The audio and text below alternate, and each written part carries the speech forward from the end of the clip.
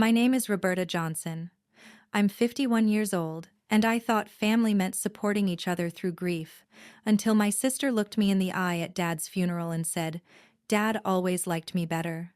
What happened next proved that while I was arranging a father's funeral and paying for everything to honor his memory, my sister was planning to steal the family home the moment we put him in the ground. Before I tell you how one phone call from Dad's lawyer shattered every lie my sister had told about our father's wishes, and how legal documents exposed an inheritance theft so calculated it took my breath away, I'd love to know where you're watching from.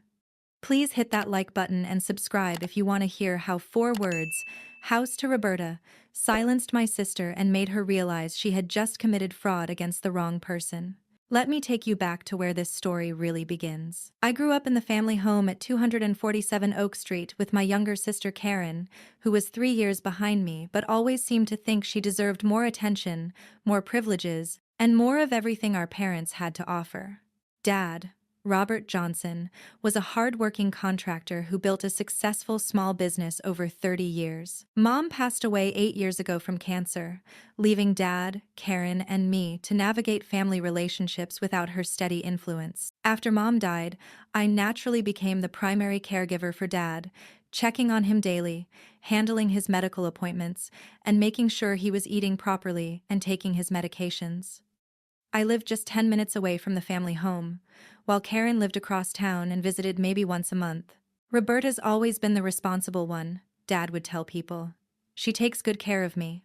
Karen seemed to resent the time I spent with Dad and the close relationship we had developed since Mom's death. "You're trying to be Dad's favorite," she would accuse me during family gatherings. "You're always over there, trying to make yourself look good." "I'm over there because Dad needs help," I would reply. "He's 78 years old and living alone. Someone needs to check on him." "I visit him too," Karen would insist, though her visits were infrequent and usually involved asking Dad for money rather than providing care. The dynamic became more strained as Dad's health began declining over the past 2 years. He had diabetes, high blood pressure, and mobility issues that made it difficult for him to maintain the house and take care of himself independently. I had begun handling most of Dad's business affairs, driving him to doctor appointments, and coordinating with his medications and insurance. It was time-consuming and sometimes stressful, but I loved Dad and wanted to ensure he could live safely in the home he cherished. Karen's response to Dad's declining health was to criticize my involvement rather than increase her own. "Roberta thinks she's in charge of everything," she would complain to relatives. "She acts like Dad can't make his own decisions." But Dad appreciated my support and often expressed his gratitude for my care. "I don't know what I'd do without Roberta," he told his neighbor Mrs. Williams. "She's been my rock since your mother died." 3 months ago, Dad's health took a serious turn when he was hospitalized for a diabetic emergency. During his week-long stay, I spent every day at the hospital, coordinating with doctors, managing his care, and ensuring he had everything he needed. Karen visited twice during the entire hospitalization, both times for less than an hour. When Dad was discharged, his doctor recommended home health services and suggested that he might need to consider assisted living if his condition continued to deteriorate. "I want to stay in my own house," Dad told me firmly. "This is where your mother and I built our life together. I'm not ready to leave." I supported Dad's desire to remain at home and arranged for a home health aide to visit 3 times per week. I also increased my own visits to daily check-ins to ensure Dad was safe and comfortable. "You're doing too much," Karen told me after learning about the home care arrangements. "Dad doesn't need all this attention." "Dad needs whatever support keeps him safe and happy," I replied. "You're just trying to control his life," Karen accused. The tension between Karen and me reached a breaking point last month when Dad mentioned updating his will. "I want to make sure everything is in order," Dad told me during one of our conversations. "I've been thinking about what will happen to the house and my savings when I'm gone." "We don't need to talk about that now," I said, uncomfortable with the topic. "Yes, we do," Dad insisted. "I want to know that you'll be taken care of, especially after everything you've done for me." Dad had been considering leaving the family home to me, since I had been his primary caregiver and lived closest to the property. Karen lived in a larger house across town with her husband and had often mentioned that she didn't want the burden of maintaining the old family home. "The house needs a lot of work," Karen had said multiple times over the years. I wouldn't want to deal with all those repairs and maintenance issues. But when Dad mentioned his estate planning to Karen, her attitude toward the house suddenly changed. I grew up in that house too, she told Dad. I have just as much right to inherit it as Roberta does. Of course you do, Dad replied diplomatically. I'm just trying to think about what makes the most sense practically. Karen began visiting Dad more frequently, bringing gifts and spending time reminiscing about childhood memories in ways that seemed calculated to influence his estate planning decisions. Remember when we used to play in the backyard? She would say. This house holds so many memories for our whole family. I tried not to let Karen's sudden increased attention bother me, but it was clear that she was more interested in the inheritance than in spending quality time with Dad. 2 weeks ago, Dad's condition worsened rapidly. He was having difficulty breathing, experiencing chest pain, and seemed more confused than usual. I took him to the emergency room, where doctors determined that his diabetes and heart condition had progressed to a critical stage. I need to call Karen, I told the hospital staff. When Karen arrived, Dad was conscious but weak. The three of us spent the afternoon together, with Dad drifting in and out of sleep while we waited for test results. I love you both, Dad told us during one of his lucid moments. You're good daughters, and I'm proud of the women you've become. That evening, Dad suffered a massive heart attack and passed away peacefully with Karen and me holding his hands. The grief was overwhelming, but I immediately began handling the practical arrangements that needed to be made. I contacted the funeral home, started planning the service, and began notifying family members and friends about Dad's passing. Karen seemed paralyzed by grief and unable to handle any of the logistical details, so I took care of everything while dealing with my own loss. I can't believe he's gone, Karen kept saying. I just can't believe it. I know, I replied, trying to be supportive while managing my own emotions and the funeral arrangements. I spent the next 3 days coordinating every aspect of Dad's funeral. I chose the casket, selected flowers, wrote the obituary, arranged for the church service, and organized the reception afterwards. The total cost was $12,000, which I paid from my savings account because Karen was too distraught to handle financial decisions. Thank you for taking care of everything, Karen told me the night before the funeral. I don't know how you're managing to be so organized during this. Dad deserves a beautiful service, I replied. I want everything to be perfect to honor his memory. The funeral was lovely, with over 100 people attending to pay their respects to Dad. Many people commented on how well organized and meaningful the service was, and I felt proud that we had honored Dad's life appropriately. During the reception, Karen made a comment that should have been a warning sign. Dad always liked me better when we were kids, she said to a group of relatives. I was his little princess. Dad loved both of you equally, our aunt replied diplomatically. Maybe, Karen said, but I was always his favorite. I was too focused on hosting the reception and supporting grieving family members to pay much attention to Karen's comments about being Dad's favorite. The day after the funeral, I drove to Dad's house to begin the difficult process of going through his belongings and making decisions about what to keep, donate, or dispose of. When I arrived at 247 Oak Street, I immediately noticed that my key didn't work in the front door lock. I tried several times, thinking maybe the lock was sticking, but it was clear that the lock had been changed. I walked around to the back door and found that lock had been changed as well. I was standing in Dad's backyard, unable to enter the house where I had spent countless hours caring for him, when I saw Karen's car pull into the driveway. Karen got out of her car carrying boxes and bags, clearly planning to move items into the house. Karen, what's going on? I called out. The locks have been changed. I know, Karen replied matter-of-factly. I changed them yesterday. Why would you change the locks on Dad's house? Because it's my house now, Karen said, setting down her boxes on the front porch. I stared at my sister in disbelief. What do you mean, it's your house? Dad left the house to me, Karen announced.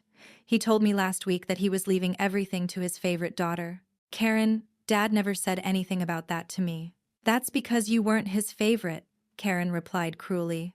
You just thought you were because you spent so much time here trying to control his life. I felt like I had been punched in the stomach. Not only was Karen claiming to inherit the house, but she was suggesting that all my years of caring for Dad had been manipulation rather than love. Dad appreciated everything I did for him, I said, my voice shaking. Dad felt sorry for you, Karen replied. You don't have a family of your own, so he let you fuss over him to make you feel important. The cruelty of her words was breathtaking. Karen was suggesting that my devotion to Dad had been pitied rather than appreciated. But in the end, Karen continued, blood is thicker than water. Dad left everything to his real favorite daughter. Karen, even if Dad did leave you the house, you can't just change the locks immediately after the funeral. We need to go through probate court and handle the estate properly. I don't need to wait for probate, Karen said dismissively. Dad told me the house was mine, so I'm moving in. Where's Dad's will? I asked. I have it, Karen replied. Dad gave it to me for safekeeping. I need to see it. You don't need to see anything, Karen said. The house belongs to me now, and I want you to stay off the property. I couldn't believe what I was hearing. My sister had changed the locks on our father's house the day after his funeral and was claiming ownership based on a will she wouldn't show me. Karen, this isn't right. Even if Dad left you the house, we need to handle the estate legally. There are procedures that have to be followed. The only procedure that matters is that Dad wanted me to have the house, Karen replied. And now I'm taking possession of what's rightfully mine. Karen picked up her boxes and walked toward the front door, using a new key to unlock the lock she had installed. I'm moving my family in this weekend, she announced. This house needs people who will actually live in it and take care of it properly. I stood in the driveway, watching my sister enter our father's house while I was locked out, still processing the shock of what was happening. Karen, we need to talk about this properly, I called after her. There's nothing to talk about, Karen replied from the doorway. Dad made his choice, and now you need to accept it. She went inside and closed the door, leaving me standing alone outside the house where I had spent thousands of hours caring for our father. I drove home in a state of shock and confusion. Had Dad really left everything to Karen? Had my years of caregiving been unappreciated? Had I misunderstood our relationship entirely? But something about Karen's behavior felt wrong. The secrecy about the will, the immediate lock change, the refusal to handle the estate through proper legal channels, it all seemed suspicious and rushed. That evening, I called Dad's attorney, William Peterson, who had handled his legal affairs for over 20 years. Mr. Peterson, this is Roberta Johnson, I said when he answered the phone. I need to speak with you about my father's estate. Roberta, I'm so sorry for your loss, Mr. Peterson replied. Your father was a good man, and I know how close you two were. Thank you. Mr. Peterson, I need to ask you about Dad's will. My sister claims that he left everything to her, but I haven't seen any documentation. That's interesting, Mr. Peterson said. I have your father's will right here in my office. You have his will? I was confused. Karen said Dad gave it to her for safekeeping. Roberta, your father updated his will 6 months ago, and I have the original document in my files. I also have copies that I was planning to send to both you and Karen next week. 6 months ago. That was around the time Dad's health had begun declining more seriously, and I had increased my caregiving responsibilities. Mr. Peterson, what does the will say about the house? Your father left the house to you, Roberta, Mr. Peterson said clearly, along with the majority of his estate. He was very specific about his reasons. I felt like the world had stopped spinning. He left the house to me? Yes. Your father wrote a detailed letter explaining his decision, citing your years of dedicated care and your commitment to his well-being. But Karen is claiming that Dad told her the house was hers. She's changed the locks and is moving in. Roberta, that's impossible, Mr. Peterson said firmly. Your father's will is very clear. The house at 247 Oak Street goes to you, along with his savings accounts and retirement funds. Karen receives a smaller monetary bequest, but not the house. I started crying with relief and confusion. Why would Karen claim that Dad left her the house? I don't know, Mr. Peterson replied, but she's incorrect. I have the legal documents that prove your father's actual wishes. What should I do? She's changed the locks and won't let me into the house. I'm calling Karen immediately to inform her of the will's contents, Mr. Peterson said. She needs to understand that she's unlawfully occupying property that belongs to you. An hour later, my phone rang. It was Karen, and she sounded panicked. Roberta, we need to talk, she said without preamble. I'm listening. Dad's lawyer called me. He says Dad left the house to you. That's what Mr. Peterson told me too, I replied. But Dad told me I was his favorite, Karen said weakly. He said he wanted me to have the house. Karen, when did Dad supposedly tell you this? There was a long pause. Last week, when he was in the hospital, Karen said. Karen, Dad was barely conscious last week. He was on heavy pain medication and confused most of the time. He had moments of clarity, Karen insisted. Even if he did, Dad updated his legal will 6 months ago with his attorney. Whatever you think he said in the hospital doesn't override a legal document. But I've already changed the locks, Karen said, panic creeping into her voice. Yes, you have, and now you need to change them back and return my keys. Roberta, I can't afford to undo all of this. I've already told my family we're moving into the house. I've put deposits down on utility transfers. Karen, you can't move into a house that doesn't belong to you. But Dad was my father too, Karen said, her voice becoming desperate. I should inherit something. According to Mr. Peterson, you do inherit something. Dad left you a monetary bequest, but the house comes to me. How much money? Karen asked. I don't know the exact amount. We need to meet with Mr. Peterson together to go through everything properly. What if I can't afford to find another place to live? Karen asked. Karen, you already have a place to live. You have your own house across town. But this house is bigger, and it's paid off. I was counting on not having a mortgage payment. I realized that Karen's entire plan had been based on inheriting a house she could live in without making payments, giving her family significant financial relief. I was counting on being able to take care of the house where I took care of Dad for the past 8 years, I replied. The house he actually left to me in his legal will. Roberta, can we work something out? Maybe we could share the house, or you could sell it and split the proceeds. Karen, the house belongs to me according to Dad's will. I don't have to work anything out with you. But we're sisters, Karen pleaded. Sisters don't change locks on each other's inherited property the day after their father's funeral, I replied. Karen was quiet for a long time. I made a mistake, she admitted finally. Yes, you did. You made several mistakes. You assumed Dad left you the house without checking his actual will. You changed locks on property that doesn't belong to you. And you tried to move into a house based on a conversation you claim to have had with a dying man on pain medication. What do you want me to do? Karen asked. I want you to meet me at the house tomorrow morning with new keys. I want you to remove any belongings you've moved in, and I want you to apologize for trying to steal my inheritance. I wasn't trying to steal anything, Karen protested. What would you call changing locks on someone else's house and moving your family in? Karen couldn't answer that question. The next morning, Karen met me at 247 Oak Street with a locksmith who changed the locks again and provided me with new keys. I'm sorry, Karen said as she handed me the keys. I really thought Dad had left me the house. Karen, even if you thought that, you should have handled it through proper legal channels instead of just taking possession.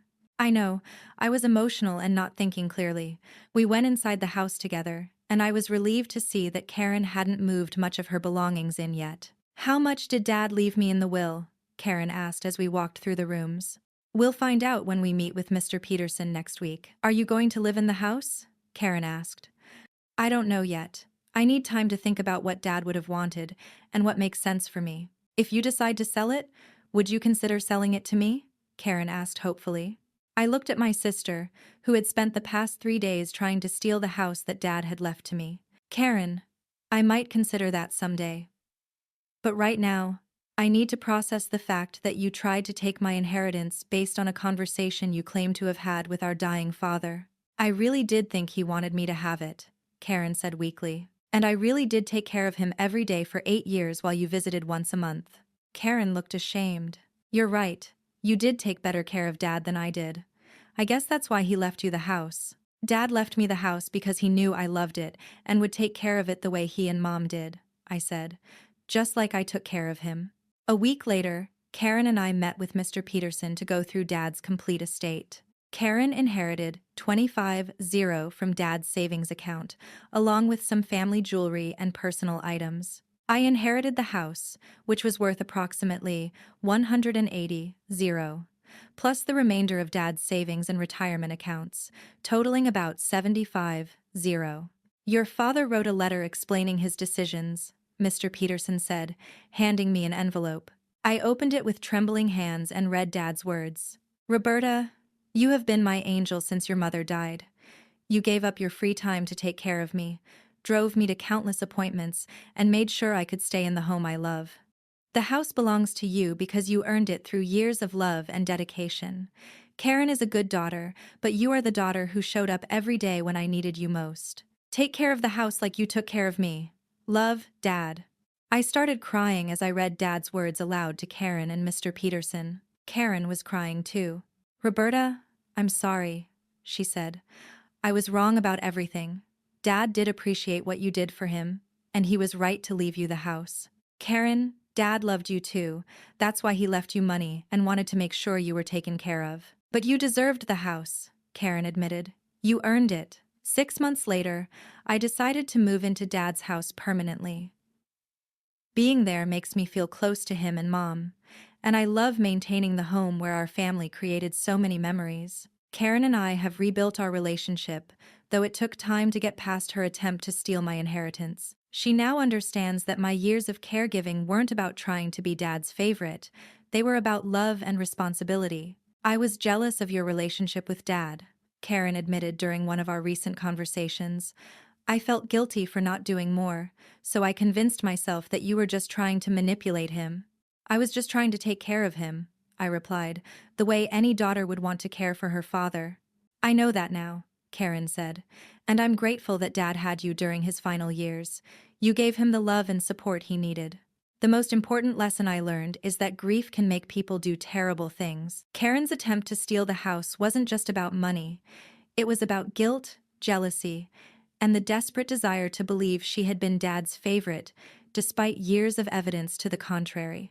But I also learned that consistent love and care create bonds that can't be broken by lies or manipulation. Dad's will reflected the reality of our relationship, not the fantasy Karen had created about being his preferred daughter. The woman who was told, "Dad always liked me better," while her sister changed the locks on the family home, learned that real love is measured by presence, not proclamations. And the daughter who spent 8 years caring for her father discovered that his gratitude was recorded not just in his heart, but in his legal will, ensuring that her devotion would be honored even after his death. Sometimes the people who do the least talking about love are the ones who show it most consistently. And sometimes the people who claim to be favorites are the ones who understand love least. Dad's house is my house now, just as his love was always mine, earned through daily acts of care rather than claims of favoritism. Have you ever had family members try to rewrite history to justify taking what wasn't theirs? How do you handle siblings who mistake guilt for entitlement when inheritance is involved? I'd love to hear your thoughts in the comments below. If this story resonated with you, please hit that like button and subscribe for more real-life stories about family dynamics, inheritance disputes, and learning that consistent love always wins over convenient claims.